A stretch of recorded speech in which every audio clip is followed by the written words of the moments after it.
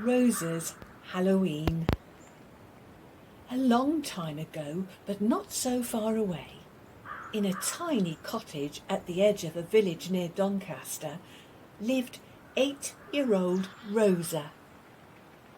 Her auntie and Inky, their very black cat. Now Rosa's aunt was a witch. A good one, mind you, who was especially clever at predicting the weather and made excellent potions to soothe the sick. Most of the village children refused to play with Rosa, but she did have one best friend called Owen. He was 9 and didn't mind being called names by the rest of them. One chilly day, when the leaves on the trees had turned to shades of autumn fire and a thick glare crunched beneath their feet, Rosa and Owen went in search of kindling. Owen turned to Rosa and asked, "Do you think that you will become a witch when you grow up?" Rosa giggled. "I already am, only I'm not a very good one yet. Auntie is teaching me all about plants and herbs and simple spells." She stopped and turned to look around with a frown. Above their heads, branches swayed, creaking in the growing breeze. "Oh, trouble is coming," she whispered. "I can hear it." Owen listened hard. At first, all he heard was the rustling of trees. Then he caught the sniggering laughs, twigs cracking underfoot. "Uh-oh," groaned Owen. "That sounds like Bertha, Joe and the rest of them. We'd better make a run for your cottage." But even as they turned to race for home, they heard the taunting calls. "You can run as fast as you like. You won't get away this time. We're going to catch you, cover you in thick gooey slime." "Into the wood," Owen urged. "It's our only chance." Tall trees rustled overhead as they fled into the darkness that was Melton Wood. Dense bushes, thick with thorns, tore at their clothes.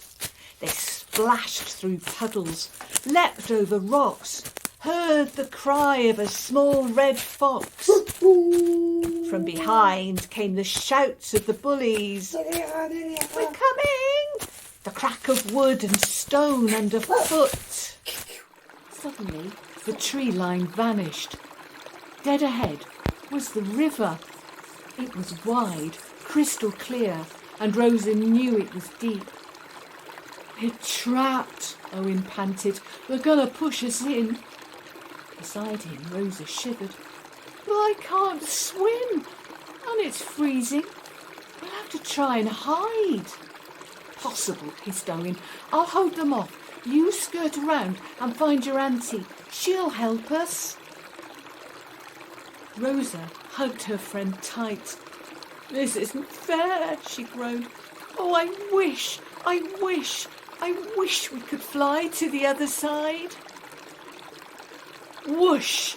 The air danced and kicked, swirling around.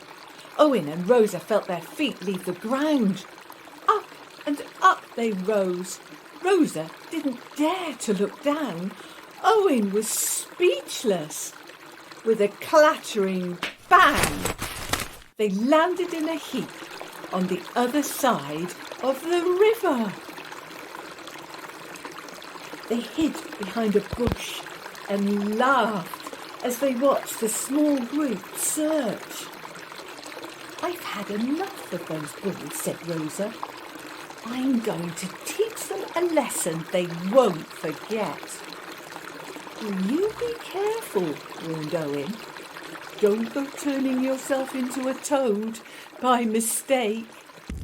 All that evening, Rosa sat in front of the warm fire with a large book of magical spells.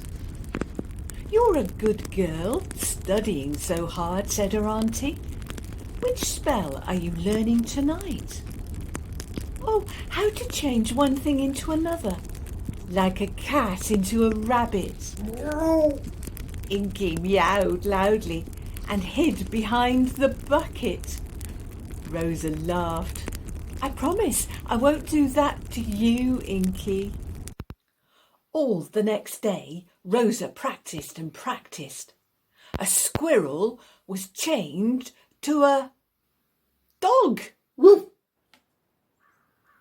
A large pink pig into a frog. And one of the farmer's ponies became a boy with very long hair. The following night was Halloween. High in the dark sky, the moon hung like a giant silver ball. The perfect night to pay back those bullies, Rosa decided. Wrapped in her warm black cloak and carrying a basket of very special cakes, she crept outside. The ground was crisp with frost. Her nose turned blue with the cold, but she didn't care. Creeping through the dark woodland, she began to feel a little bit scared. High in the trees, an owl twittered and twooed. A red fox barked at the moon.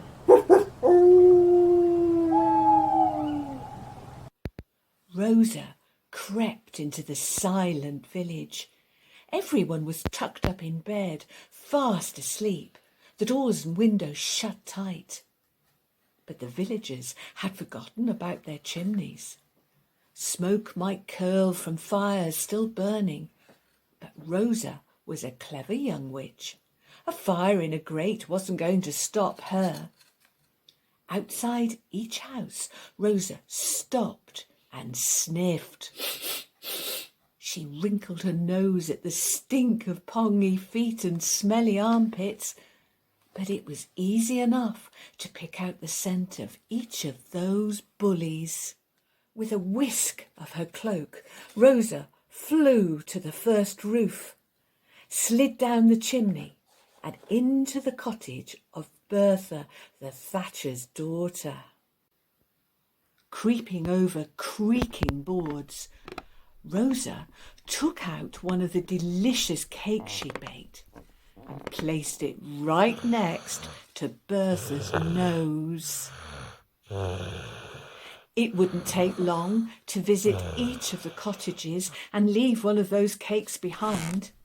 On Owen's bed, she'd leave a cake as well and a message. "Come to the cottage as soon as you wake, but don't let my auntie see you, and enjoy the treat." The cake wouldn't have any effect on someone else as long as they weren't a bully.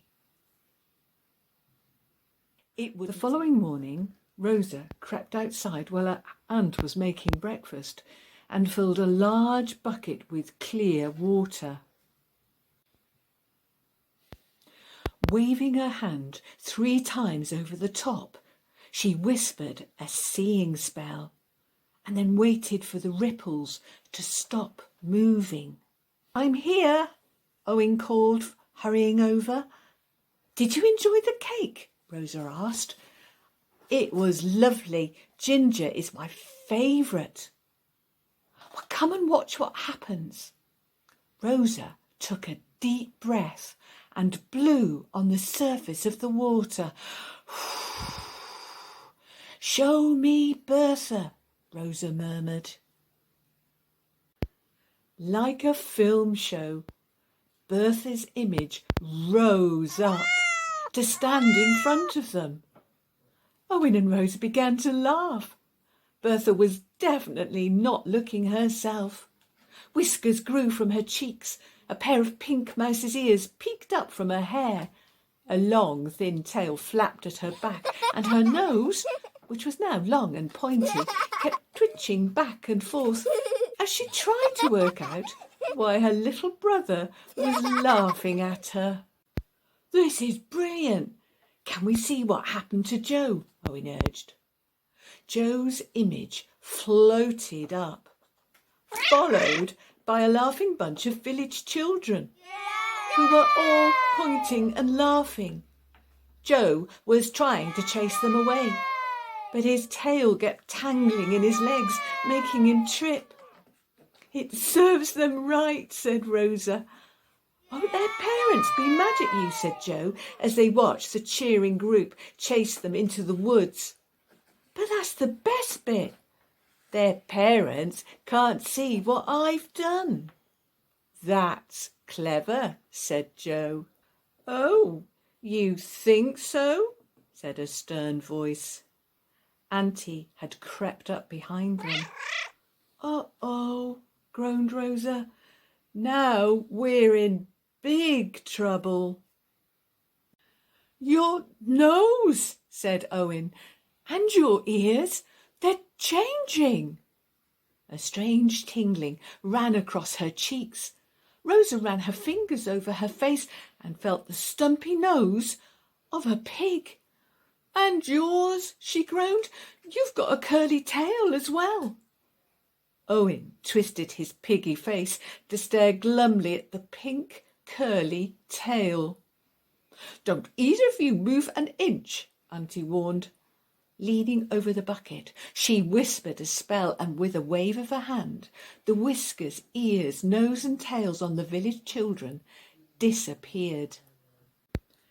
Auntie turned back, looking very cross. "Changing folk into creatures indeed. What were you thinking? That is not what magic is for." "Sorry, Auntie," they mumbled. "If you want to lose those pig features, you'll do exactly what I ask.